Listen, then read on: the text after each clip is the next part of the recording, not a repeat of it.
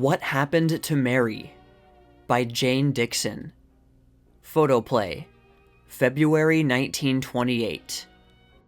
Once there was a little girl with golden hair, blue eyes, and a face that was fashioned for the camera.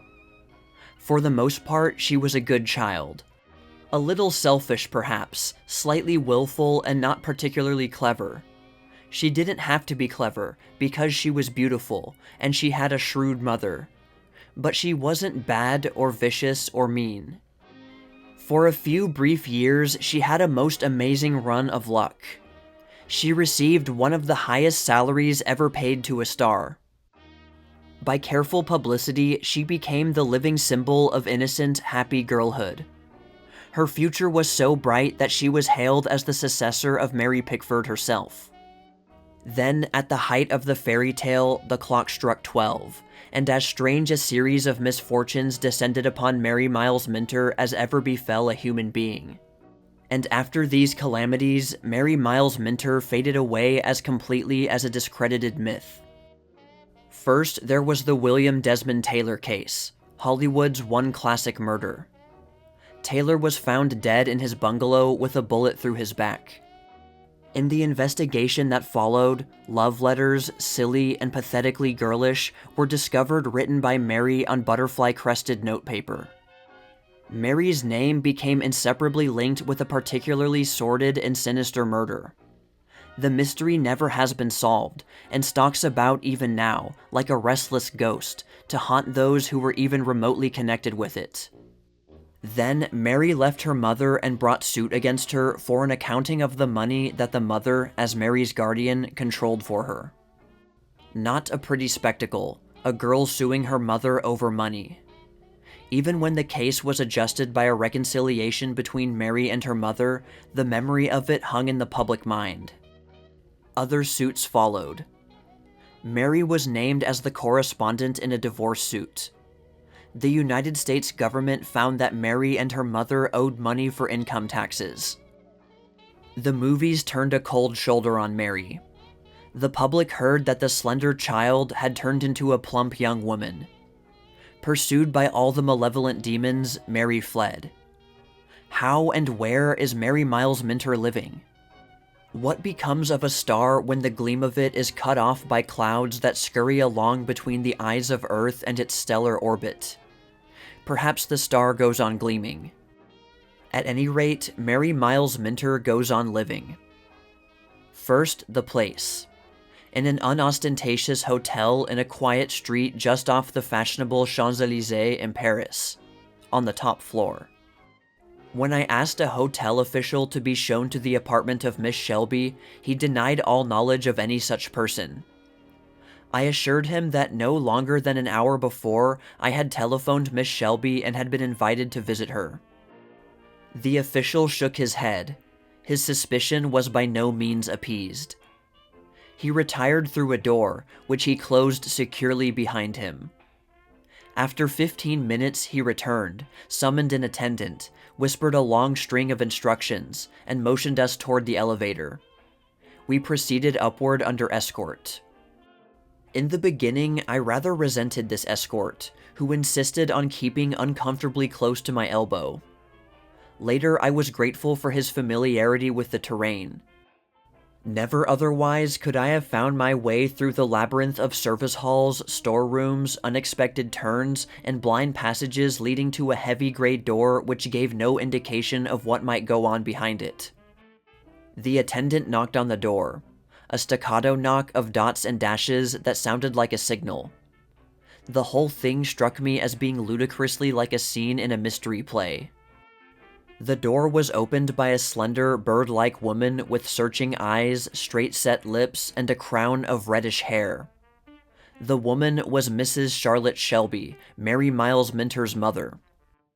Yes, Mary is living with the mother she once accused of appropriating her salary, and whom she sued for approximately $1 million of those earnings. Mary and mother are playing a sister act. Love me, love my mother. Love me, love my Mary.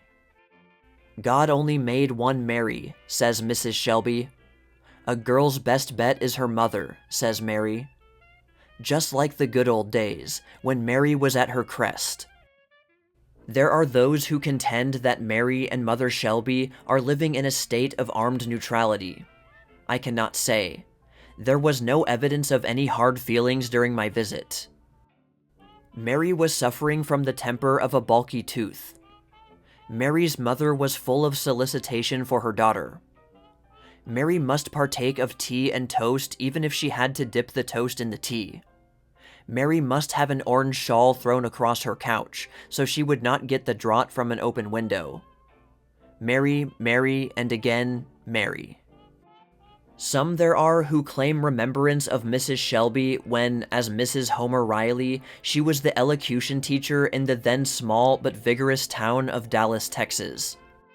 She taught the young folk to speak their pieces for the church festivals and the Christmas charades, it is said. And the pride of her motherhood was baby Juliet Riley, now Mary Miles Minter. When there came a parting of the ways between little Juliet's mother and father, the elocution teacher resumed her maiden name of Shelby, and Juliet Riley became Juliet Shelby. Then Mrs. Shelby took her two little daughters to New York, where, it was believed, she cherished hope of realizing stage ambitions for herself. Her interest, however, centered around little Juliet, who, being a precocious youngster with an unusual doll-like face and winsome manner, soon came into demand for child parts. Juliet's success was so marked that Mrs. Shelby submerged her own ambitions in those of her daughter. Little Juliet became Mary Miles Minter, the two latter names belonging to her grandmother. What a tortuous road the elocution teacher and her daughter have traveled from Dallas, Texas to the secluded, guarded apartment in Paris. And what does Mary look like now? No use denying that the little girl has grown up into quite a husky woman. Not even her most ardent admirers dare claim that she touches on or appertains to the fashionable silhouette. Added weight gives her a mature look, but it is not altogether unbecoming. She gives the impression of being healthy, fond of the flesh pots, but none too happy over their effect on her. The golden curls that once were to rival Mary Pickford's are now bobbed into a chic Parisian headdress. "Please, must you say anything about me?" Mary pleaded. "People are not interested in me anymore. They don't remember me. My name is forgotten." "Nonsense, Mary," expostulated her mother. "Well then," said the shorn lamb, "I am studying. Music, mostly. No, I don't play. Not even a Jew's harp. But I can hear music, and I can love it. I want to make music my friend instead of a mere passing acquaintance." "Have you taken up philosophy?" I inquired. "Philosophy is so modish, and psychology, and psychoanalysis. The refuge of the misunderstood." "You're getting deep," laughed Mary. "I have philosophy only so far as I have lived it. And," she went on, "I haven't read a newspaper or a magazine story about myself since 1923. What's the use?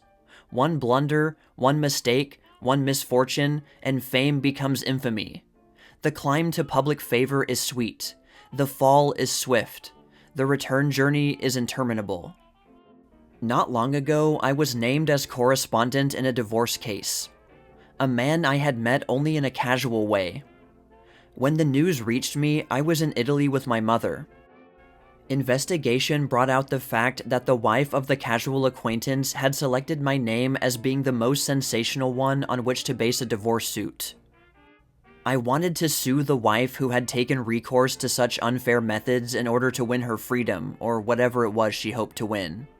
My attorney advised me against such procedure. "Drop it," he said. "Your friends know better.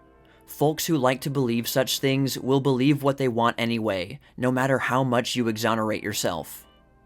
I took my attorney's advice. One blunder, one mistake, one misfortune, the fireworks forever after. And if you had it to do over again, if you were just beginning your career, how would you plan it? Mary smiled. She had taken too many wallops from life to be disturbed by a powder puff. "I would not go into the movies." Take that, you youngsters and you oldsters with young ideas. Not that Mary turns thumbs down on the movies. How can she? But according to her own confession, she has seen 10 movies, aside from those in which she appeared, in her lifetime. 2 of the 10 were Chaplin comedies. Moving pictures, confesses Mary, are a wonderful art and a wonderful industry, but not for me. I should have remained true to the speaking stage, sighs Mary. I made my first appearance at the age of 4. The play was Cameo Kirby, and Nat Goodwin was the star. Perhaps I will return someday, somehow. Who knows?